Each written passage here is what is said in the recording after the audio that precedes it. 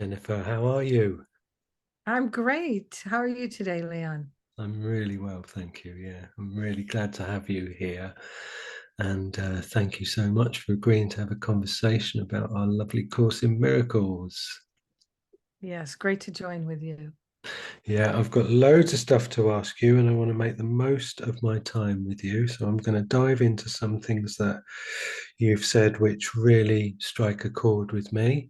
No pun intended as a musician, but there we go.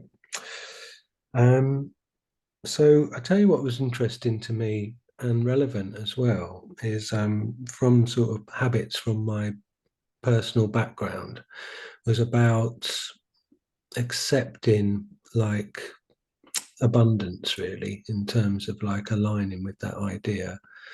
And there was something that you said where you said, how do we unhook the attachment to playing small and living in a lack and limitation? Unhook the cause of it. And then you said, unhook the root cause of the mental pattern that keeps you stuck in the spin cycle, in the whirlpool, in the quagmire. What is the root cause? It's simply these beliefs.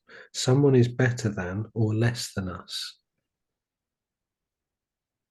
Would Yeah, you? I really think that is the tiny mad idea. It's of course the tiny mad idea is that we could separate ourselves from God, but and from each other, of course. But the to me, it is all expressed through better than and less than. Mm, If I'm better than someone, I'm separate from them. If I'm less than them, I'm separate from them. And the course talks about equality and being equal, but um, I I say it differently. It's the same thing, but I say it differently because to me, equal appears mentally to me the way I've been taught, the way I was taught math as a child mm, is 1 + 1 = 2. So there's two sides, one thing on each side of the equal sign. So if you've got you and I are equal, are we still separate? If that's the way our mind is trained to think of it, that mm, equal is separate but equal, right? mm, So, but to me, if we say no, no, it's not that we're equal, we're one. So there can be no better than, there's no less than. I find that really helpful.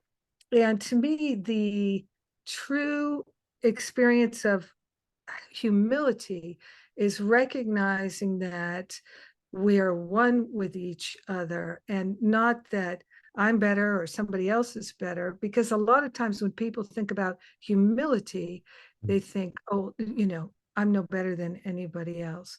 But if we think of A Course in Miracles version of humility, we would say it is that unity. mm, There never could be a better than or a less than. So there's always just one with. And so in the one with, there's no this one and this one are equal. It's we're one. We're just one. I like that. To me, that's helpful just to visualize it and to cognize it. So mm. Beautiful. An equal balance between the component parts that are the same. Love it. I I don't know if that addresses though the prosperity and the abundance as much with what you were talking about there, because I think one of the big issues that spiritual students have is this idea that um, it's better to be poor, Mm, that being wealthy is not good, mm, it's not spiritual, mm, and being wealthy is neither spiritual or unspiritual. mm, Is that teaching in the Bible that it's easier for a camel to go through the eye of the needle than it is for a wealthy man to get into heaven? And the eye of the needle is that narrow place in the castle or the fortress that a camel is too big to pass through. Mm. So that's what that expression means. You learn that in ministerial school. I'm a minister, so not a Christian minister, but a New Thought Science of Mind minister. Mm. And so I did a little Bible study for a couple of years in ministerial school. And it's a fascinating book. But anyway, the idea that somehow being wealthy is unspiritual, we need to do away with that. I Mm. think in my own experience, I recognized that I felt as though in a previous incarnation, I had taken vows of poverty, Right. maybe many times, many lifetimes, vows of poverty, and that they were still operating in my consciousness, in my experience. Mm. So I really let those go, gave those vows to the Holy Spirit, and said these vows were made from fear. Mm. And so they no longer apply to my life of love. And that was helpful to me to release myself from any vows I ever took from a place of fear. And so the one of the big lies that we have in the world today is this one of there's not enough, there's a sense of lack. And of course, that's the essence of separation. You Mm. feel separate from source, Mm. you experience lack. Mm. Right. So I think it's really important for us as spiritual students to do that inner work, to really look at what is our relationship to money, to abundance, to prosperity. How are we really holding it in our mind? And is there something to be healed there?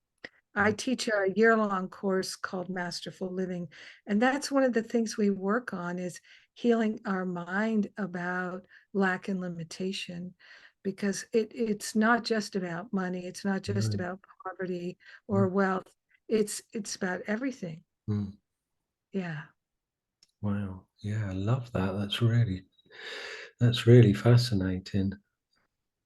Yeah, I could totally feel that as well. That's because my wife does QHHT, so she deals with people who have got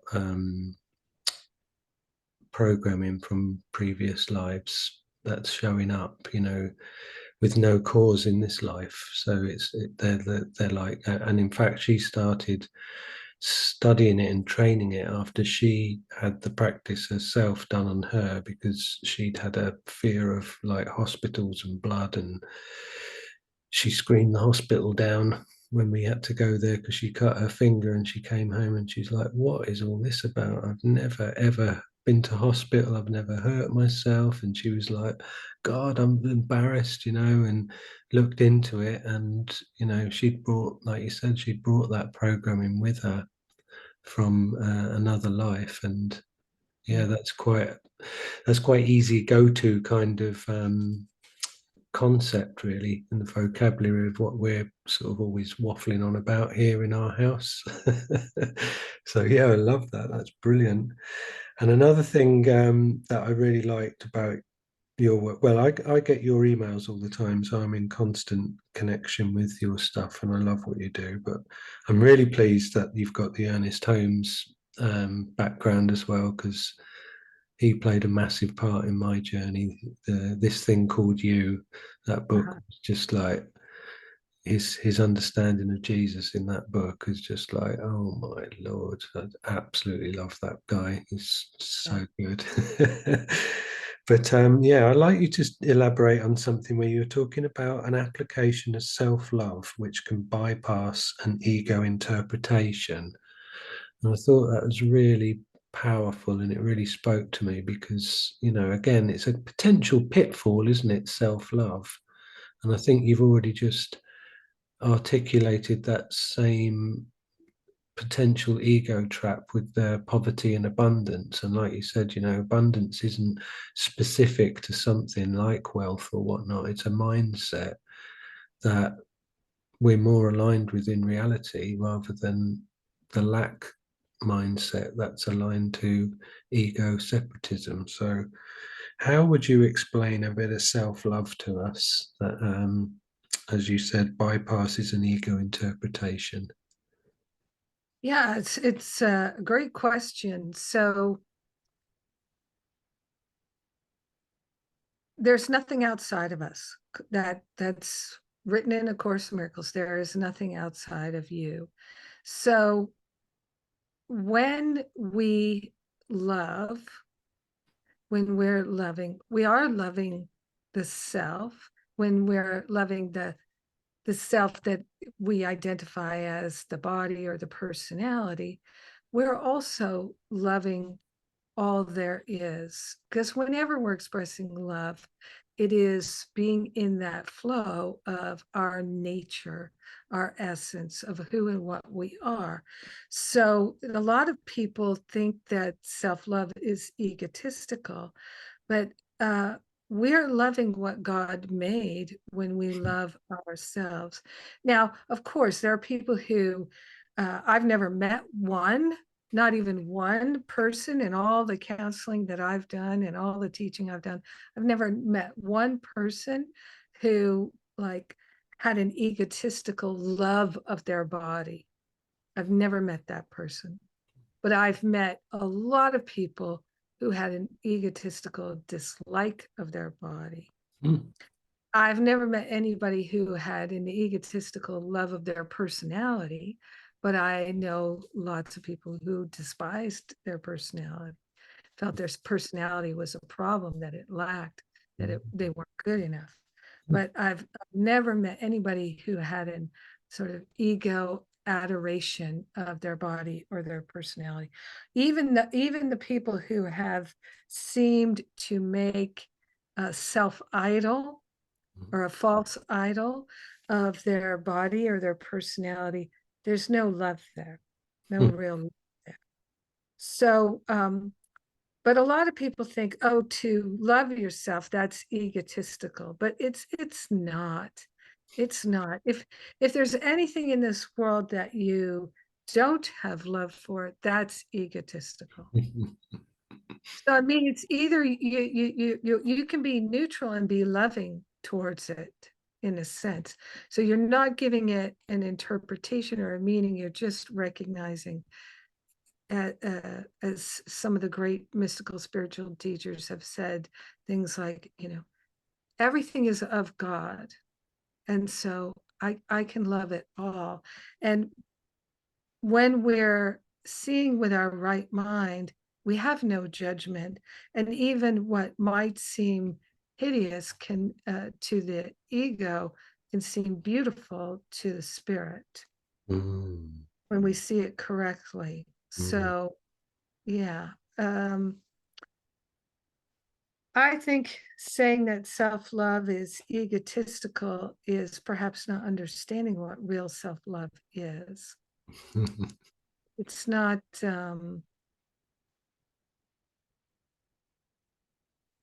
putting yourself on a pedestal above others. That's not what self-love is. Self-love is seeing yourself as part of God and therefore holy, right? So that's where there's a healing, is when we see ourselves as completely lovable because we are of God, we are holy, and so is everyone else. Yeah. We love people, but we don't love what they do sometimes, right?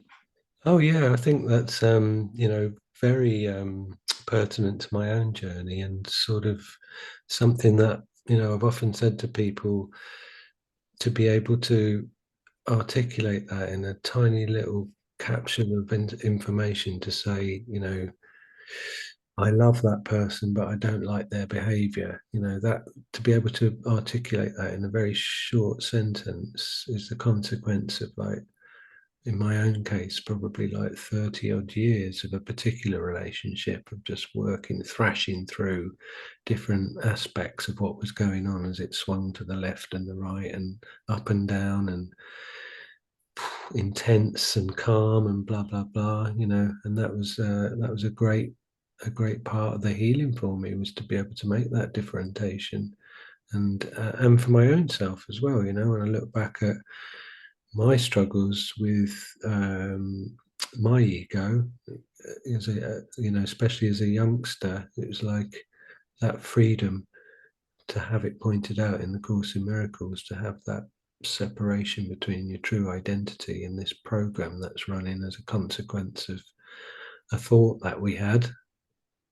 It's just incredibly freeing. And then to apply that freeing thought to someone else as well, it's just beautiful. It is Mm. liberation. Liberation indeed. So I'll tell you what's been interesting about our lovely friend Dove, who I call the Dove from above, who can't speak highly enough of you. He absolutely adores you. Ah, it's mutual. Yeah. He's amazing. I've asked him this question. I've asked a number of people this question because it cropped up for quite a while, about surrender, and about surrender not being a word that's used in A Course in Miracles. And, Right. you know, we've talked about how, from a point of view of, like, say, rules of decision and coercion, navigating around that sense of coercion, to the ego's ears are waiting to go, what was that, you know? And the word surrender would have it straight away going, surrender me. And the fact that the word, you know, isn't used, but then essentially the whole structure is about surrender, the whole deal is about surrender. But you put something really beautiful that I liked, which was, the key is to surrender and to be truly willing. Surrender the heavy lifting of how to figure it out to that higher Holy Spirit self. Allow your healing. Make yourself a welcome, ready, and receptive place for it. If you start to wonder how it's going to happen, say to yourself, how is not my problem. I choose to allow, I choose to love now. As soon as we're truly, genuinely willing to give up the right to our attack thoughts, the light has come and we begin to see the gateway, the way out of the stuckness. It's there, it's always there. Love is never manipulative or self serving, ever. Love is everything. Love doesn't know lack. So I think that's a really helpful sort of angle, another sort of rod in the fire, really, for people understanding surrender. And again, a context, like you've just done with the last couple of questions, just to contextualize it in a way that takes all of that fire and sting out of it. Yes. Well, you know, surrender has the meaning to um like to bow down to give up, to surrender to the enemy, that kind of thing. It has that um war Mm. context. Mm. But that's not what I'm thinking of at all. To me, it's really, you know, in the Song of Prayer, right? The Song of Prayer talks about um, placing, let's say, on the altar. I like to use that visual, that language, placing on the altar everything you think you need, everything you think you want, everything that you think is the answer to your problem, to your situation, just laying it all onto the altar and really being in that place of, okay, the all in all that I am an inextricable part of, that because everything is part of me, nothing is outside of me. I am in my personality recognizing that my divinity has all the answers to my questions and my concerns. And so I'm going to turn it over to that higher part of me that is not in the personality, that is my true nature, right? So ending the authority question, right? Now there's one authority, and I'm recognizing that it's helpful to go to the authority. It's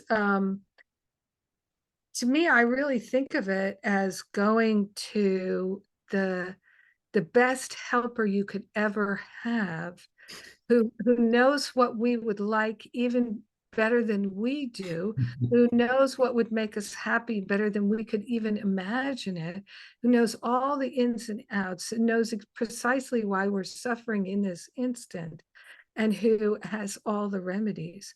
And so it's to me, it's surrendering the um authority to, like, oh, I'm the authority. No, I am clearly not the authority. Okay. And it's better for me not to be the authority and to just say, okay, I'm accepting all help. I'm willing.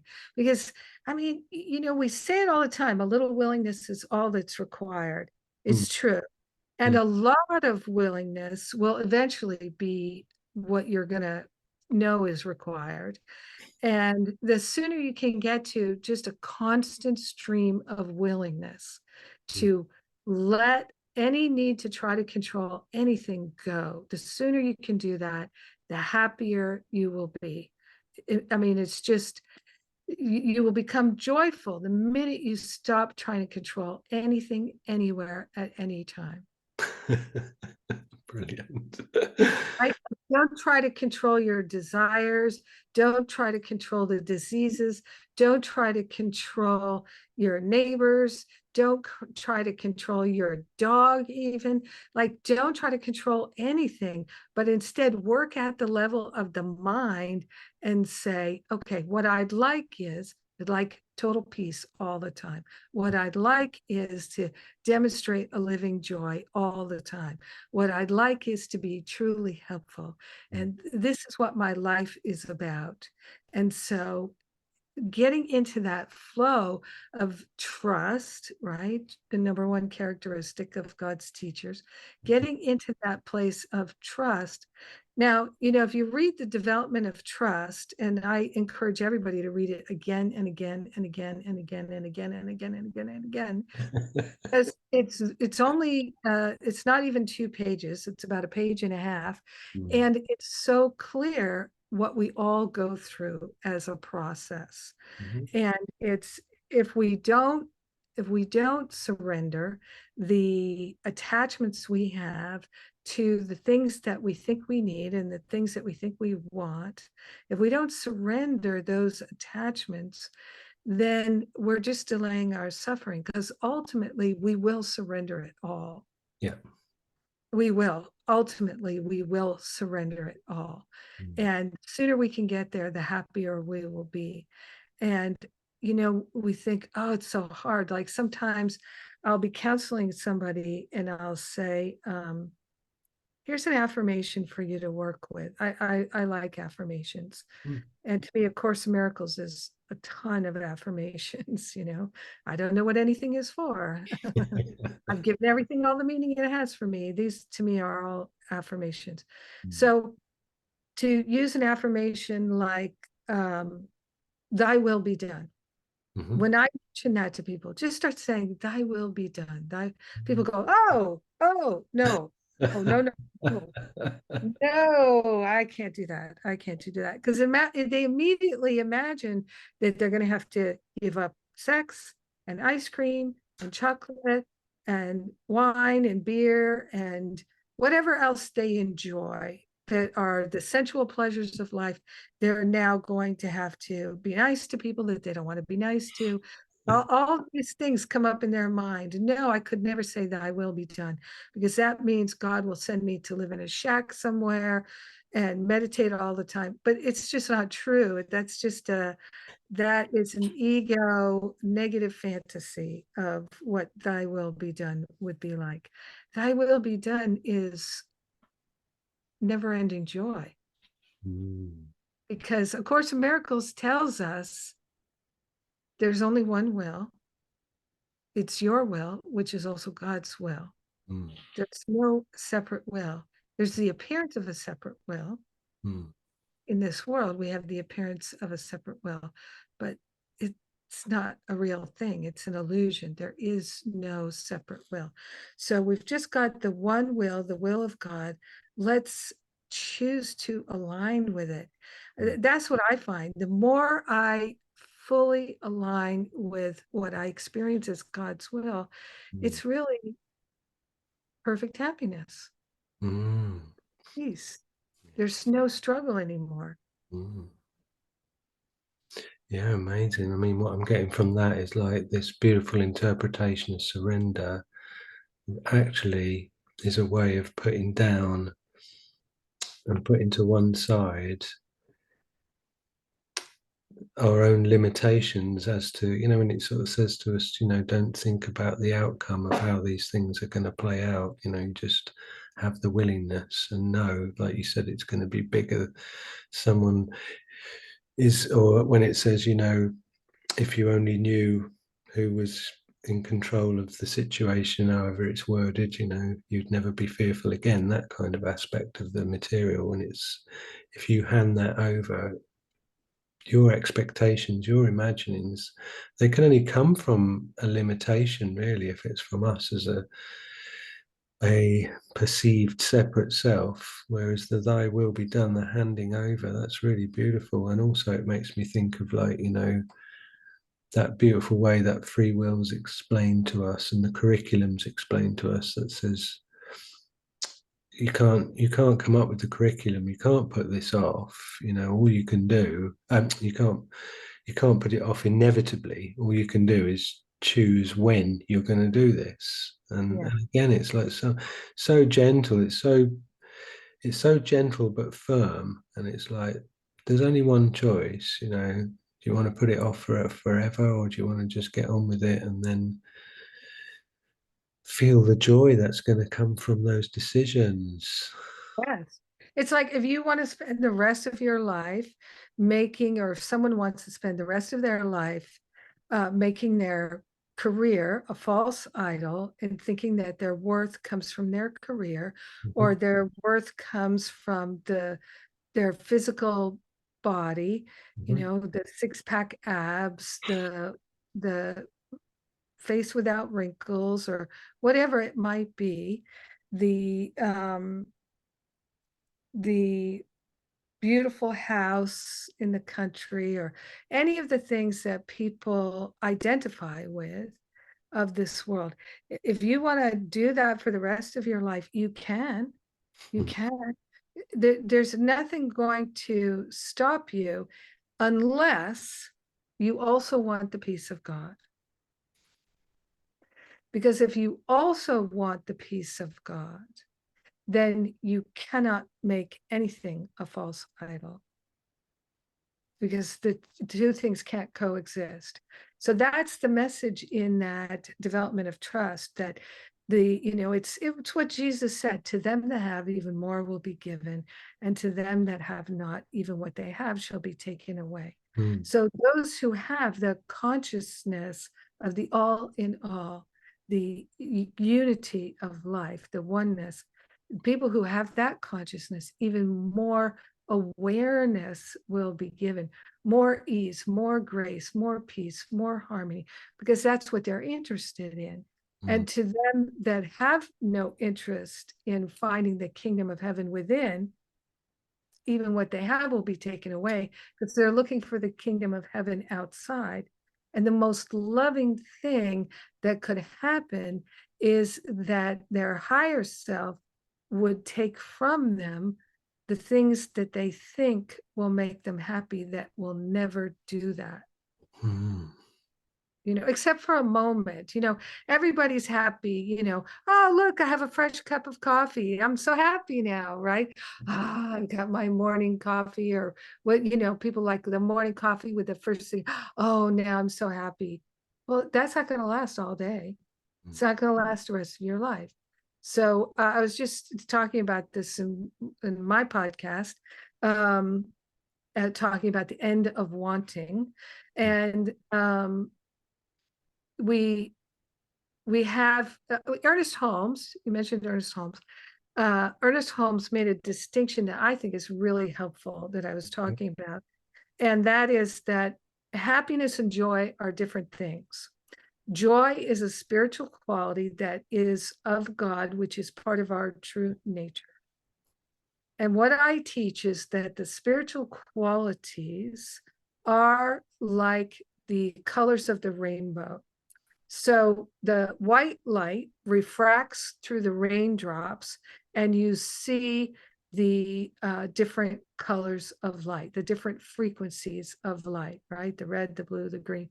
And spiritual qualities are all part of love, like love is the white light, and the different colors are peace, joy, harmony, freedom, creativity, wisdom, clarity, beauty, etc.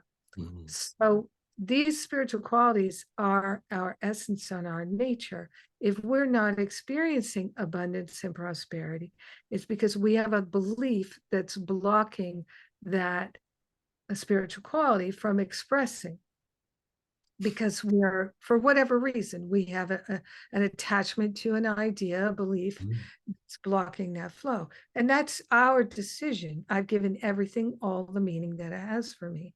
So if I've given myself, my personality, my body, the idea that I'm unlovable, then I'm going to be blocking the flow of all the spiritual qualities, Right. right? All of them. Mm. I feel fundamentally unworthy. And Mm. that is the biggest issue that people have in this world. So the spiritual quality of joy is omnipresent, omniactive. It's unconditional, like love itself. All the spiritual qualities are always active, always present. But if we are blocking them, we won't experience them. But and I was sharing that how when my mother was in hospice and she was at home, I was there with my parents for months with my mom when she was making her transition. And I found in that time, which was very stressful, my father was super duper stressed out. And we were isolated on an island off the coast of Maine in America in the winter time, you know, and the snow's piling up. And I found that even though the day-to-day things were stressful because the protocols for the care of her body were changing almost every day. Right. And it's like, which pill, which thing, which, you know, does she need? And my father's grief was very stressful, and my mother's too. But underneath it all, I felt this incredible joy that Mm. was so palpable. Mm. And it was because I was in touch with that spiritual quality. And part of the reason I was in touch with it was because I was focused on being loving all the time, loving my father through his grief, loving my mother through her stuff that she was going through. Mm. And my mother, she was completely receptive to all the love I could give her, all the care I could give her. I was giving her a facial every day, foot massages a couple of times a day, massaging her hands. And so we were just in this symbiotic, loving space. And there was so much joy that was palpable, even though all this other stuff from the world of effects was going on. Mm. Now, happiness is temporary. It's like, oh no, I don't have enough money to pay my bills. I just remembered I put $1,000 in that savings account Mhm. 6 months ago. I forgot about it. I'm happy now, right? Mm. But that's not going to last. That's not going to last, right? Or, you know, I always give the example, happiness, either Steve Martin from the movie The Jerk, the new phone book's here, the new phone book's here. He's so happy, right? Or, hey, the pizza's here, everybody gather around. We're going to have pizza now. Everybody's happy for a minute Yeah. because they've got fresh hot pizza. But that's not going to last. So that's the distinction that Ernest Holmes made. Mm. Happiness is temporal, it's conditional. Mm. Joy is eternal, it's unconditional. And so we can live in the unconditional, eternal joy of our being, and we can still experience happiness. Yes, it's wonderful. Mhm. We don't even get phone books anymore, but the pizza's here. Yeah, let's be happy. The pizza's here, right? There's no harm in that. Mm. But if we're seeking, obviously, if we're seeking outside of ourselves for happiness, we will never experience the true joy that is just a thought away. So, yeah. So that realization has been so helpful to me, to not sacrifice joy for happiness, if that makes sense. It makes a lot of sense. That's brilliant. Yeah, because those fluctuations, I've observed that in myself in the last year, and found it quite amusing to see, especially with the finances scenario as well. That up and down of just like just allowing it, just watching it, without any resistance, playing out as though you're in the company of this character who is just like constantly up and down, without identifying with it as much as possible. There are times when I got sucked in, sure, but that whole thing of being sucked into it then becomes the motivation to get out of it as well. And I think one thing that I'm turning over whilst listening to that beautiful sharing that you've just gifted us with is, that relates right back to me asking you about the self-love and the welcoming, and finding Yes, this context that it's almost like all of the questions emerging, because now I'm thinking of the rules of decision and the surrender and the coercion, and people really need that way to welcome the allowing of this scale of like just joy of abundance, and to know it's all right. So there's a context where they can just welcome it and allow it, because they know that they're worthy. exactly. Yeah. You hit the nail on the head. It is about worthiness, Mm-hmm. because receptivity and worthiness go together. And so this deep belief in unworthiness, the cure for it is love. Because when we allow ourselves to be unloving towards ourselves, or even people that we see on a billboard, in a magazine, Mm-hmm. if we have unloving thoughts for the people on television, oh, look at that one, oh, he's disgusting, if we go into that attacking the person versus saying, oh, that behavior, I don't like that, yeah, of course, rape and murder, these aren't likable things, but we can still recognize there's a difference between the person and their behaviors. Mm-hmm. Love is the cure for everything. So if we're going to hate on the people who hate, we're never going to help cure them. And then we're always going to feel unworthy. Always. Because when we actively choose to be unloving, we cannot feel worthy of God's love. We cannot feel worthy of the kingdom. And we can't access it if we don't feel worthy of it. And I think it's really important for people to realize as well that none of these thoughts can be applied externally and not affect you internally. Yes. So, we can't just like allow that voice to convince us that if we see someone on television who's on the other side of the world and they're a politician and they just go, there's no context where it's all right, because we're all, again, it's the questions all merging into one. We're all united, we're all the same, so there's no small places where this stuff can hide, because there's no degrees. It's either a choice between love and fear, or be in love. Keith Kavanagh says a beautiful thing where he says everything's love, being love and knowing it's love, or everything is love, being love and not knowing it's love.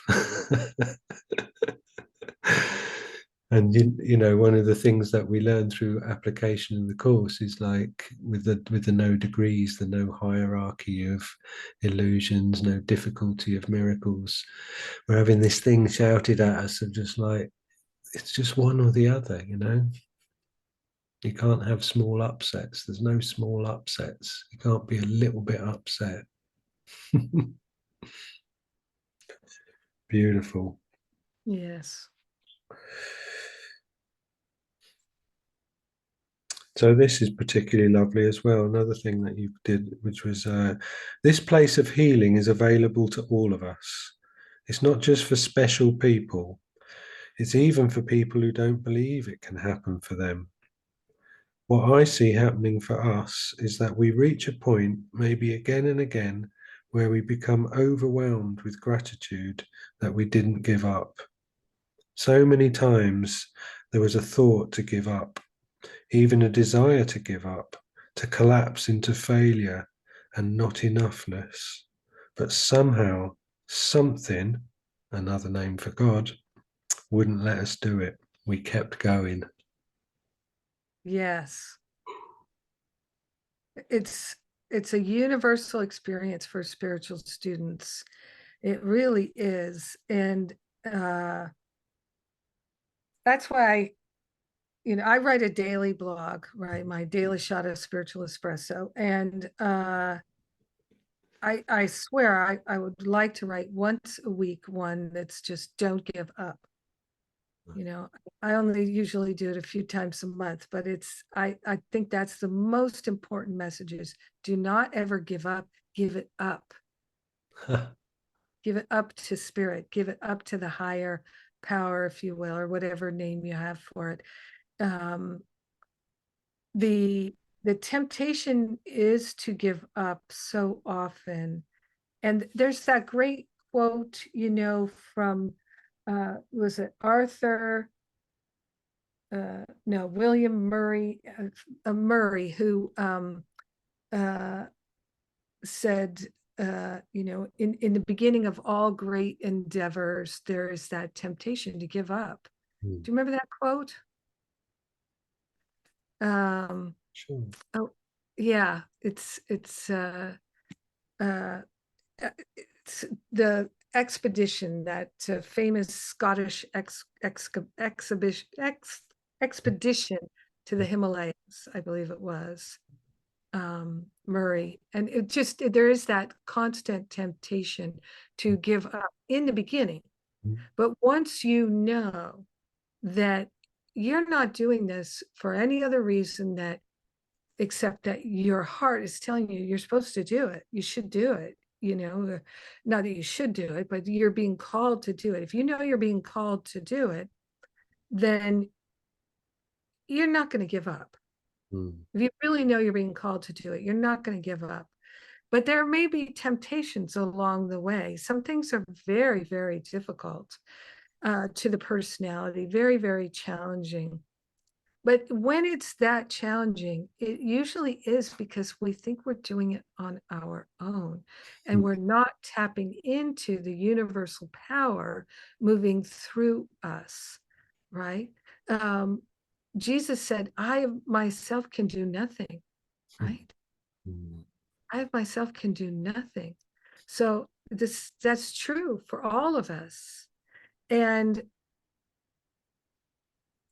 the ability to be able to say, look, if this is to be done by me, then it will be done by God as me. And so I do not have to figure it out. It is so much better if I don't try to figure it out. Because if I'm coming from the personality who has doubt, don't listen to, don't try to figure it out. That was one of the best things I ever got from spirit is, you're trying to understand this, just stop. That's a waste of your time.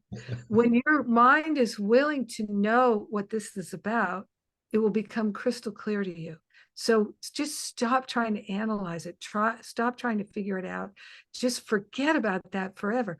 Go take a shower, go for a walk, play with your dog, do something else. And when the moment, the time comes for you to really understand it, all of it will be clear to you. And in the meantime, just relax your mind and be open, be available. And I find that all the time things come in, when I'm in contemplation, I'm driving in the car, maybe I'm doing the dishes, I'm cooking, I'm just doing the mundane things of the day. All of a sudden, Oh, okay, now I see. Oh, now I understand. Oh, I see now how that's going to happen. And sometimes I'll say to somebody, you know, I'm going to do this next year. And they're like, oh, how are you going to do that? I say, oh, I don't know that part yet. You know, I don't know. I have no idea how that's going to happen. But okay, God, I'm in.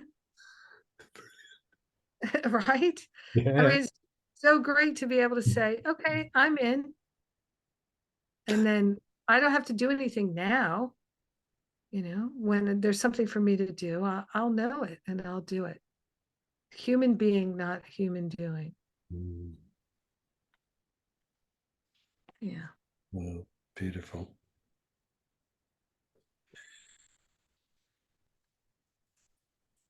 This is particularly lovely as well. Maybe you could elaborate on this. You said about asking yourself the question, what's the most loving choice I can see? Mm. Now, that was super helpful to you in breaking the spell of unloving thoughts and beliefs in lack and limitation. Yeah, there again, it's willingness. Mm, And that's true. It was so helpful for me to just start asking that question. mm, What's the most loving thing for me to do now? And then what would my mind be able to comprehend was the most loving thing I could do? You know, sometimes the most loving thing you can do is just to be quiet. mm, Don't say anything. Don't do anything. mm, Just stand back, pause, mm, and wait for further instruction. mhm, So, and sometimes it's going to be to make a phone call to somebody that you really would rather never talk to again, you know, but they need a call from you for some reason and just make that call. Um, and to stop evaluating things like, oh, I want to do that. I don't want to do that. Well, who's the wanting? Who's not wanting and who's wanting, mm, you know? And so for me, a lot of it is it's about being a disciple mhm, of love itself. mm. And so, you know, the word disciple and the word discipline are very closely aligned. It requires a lot of discipline to be a good disciple. So one of the things I came to think of myself as is, yes, I'm a leader in many respects. I run a nonprofit organization that employs a bunch of people and teaches classes for all these other people, et cetera, et cetera. So I'm a leader in that sense. But I'm actually more fundamentally a follower. Mm, I'm following that higher intelligence.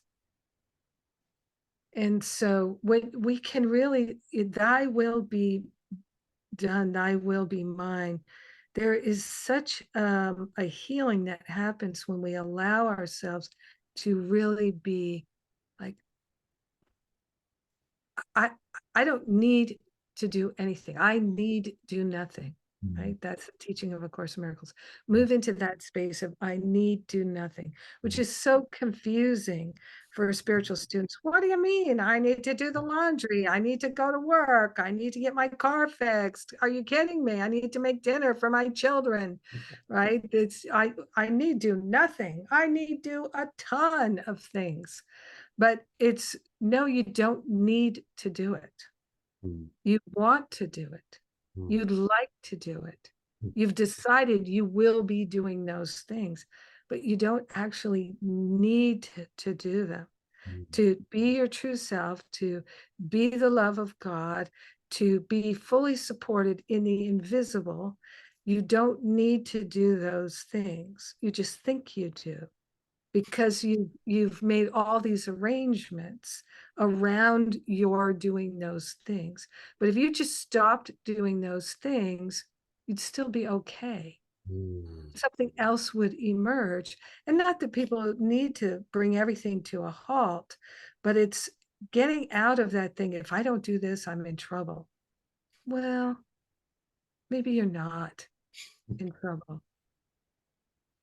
You know, start to lighten up on ourselves and you really allow that support from the invisible realm that is always present, always available. And I think that's one of the biggest mistakes that spiritual students make is they don't go to the invisible for help. They try to do everything themselves. Hmm. It's like, imagine you live with all these angels and ascended masters and these beings of incredible intelligence and wisdom and light, fully connected to all the spiritual qualities. And day after day, you just completely ignore them and go about your life thinking, I have to do this and I have to do that. And oh, there's so much to do. And they're all just standing around going, she could ask us for help. She really could, Hmm. but she wants to do it all herself. Hmm. So that's her wish. Hmm. Yeah. And that was me for a long time, most of my life, Hmm. until I realized, oh, they really are there. They really are there.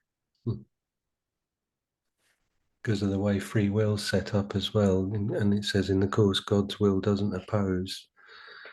We have to initiate that. And I think there's something really quite fascinating with, like, when you identify with desirelessness as well, say like in meditation, to find that point within yourself of like what I'd call desirelessness, where you're just so content to just be breathing and present in your mind. And in my kitchen, I might that the clock might be ticking away and the birds I can hear outside, and those things are just elements that are present that aren't coloring my experience. And I'm just enjoying that position where you can literally feel that you're not projecting some intention onto something. Just like, oh wow, just it really does need to be cultivated to run hand in hand with what you're describing. And again, how interesting is that? Because what you've just described then is like you describing the difference between the joy and the happiness of just like the constant. It's like the flow of the river and the agitations of the small waves on the surface. And it's like identifying with the flow of the river, identifying with the desirelessness that comes from the surety of knowing that you can hand everything over. And in doing so, how counterintuitive is that in the world? Because we're supposed to know best, and we're supposed to be able to. It's like, no, no, no, take that out of the equation, then the real song and dance can happen. Exactly. Well said. Very well said. Yes. Yes. And the one of the most beautiful lessons I ever learned uh, was that if let's say there's something we really, really want, we want that house, we want that car, we want that lover, we want that body, and then we get it. And we think we're so happy because we finally got what we wanted. We got the raise, we got the promotion, we got the whatever it is, right? We think we're so happy because we got what we want. But actually, we're feeling the joy that comes from not wanting anything. Because just for a minute, we think we have it, so we've stopped wanting. And for just the time that we stop wanting, we can feel the joy that's there. That's really interesting. That's a great gem in a series of beautiful gems. Well, and the further to that, there are all these spiritual teachings now that are teaching people to want things so they can manifest things. Mm. And I've had some conversations with some of those teachers to just gently say, what about focusing on having, right? The kingdom is within. Yeah. What about just having that and enjoying that and not making the happiness come from the world and the having in the world? And they kind of look at me and think, yeah, but you're never going to have what I have. I've got millions of dollars in the bank. I've got, you know, this house and that house, I've got all this wealth. And then, of course, I think, but you're not.